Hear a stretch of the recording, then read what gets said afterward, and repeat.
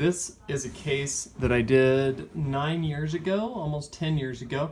It's a root end surgery. So you can see here on this molar on the left, this big black area is infection and a really low prognosis, like a high failure rate that I would expect on this, but this person wanted to go through with the surgery anyway. So we had a small infection developing on this end of this root canal, on the front root, and on the back root had a large infection coming all the way up to here. So a big issue, obviously there's this big post inside the tooth, so we couldn't redo the root canal. So instead, and normally I refer apicoectomies out, but this person wanted me to do it, which was fine because I do them periodically, especially when people don't want to leave town. But in this particular case, we just go in and we kind of cut off the end of the root, clean up what could be causing these infections, which sometimes is like an extra little branch of a nerve going out to the side, or sometimes it's a fracture in a root. But the treatment for it is to cut off the ends of the roots.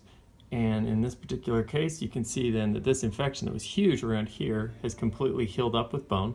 So it's doing well. And then this back little area has healed up as well. And so that's what we want to see when we do a root end surgery. It's called an apicoectomy. Apico means end, ectomy means cutting, so it's a cutting at the end of the root, and then we fill it with some medicine and allow the body to heal there. They don't always work, but a lot of the times they do. So if you've had a root canal done that's having issues, a lot of times it's because there was either something done wrong in the initial root canal, or it has to do with something going on anatomically or the way that your body developed at the end of that root.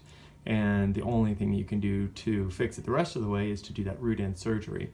Some people will say, just pull it and put in an implant. Well, you can have problems with implants too. So I'm all in favor of trying to save teeth when possible, and this is an example of that. I had forgotten that I had even done this case, but having been almost a decade out, it's really nice to see that follow-up. And so now you know a little bit about what an apicoectomy is, or a root end surgery. So if a root canal is having issues, there's still ways that you can salvage the tooth. And I did not do this original root canal. It had been done about another decade prior to that, but the root end surgery I did. So I hope that helps you learn a little bit about possibilities with quote-unquote failing root canals.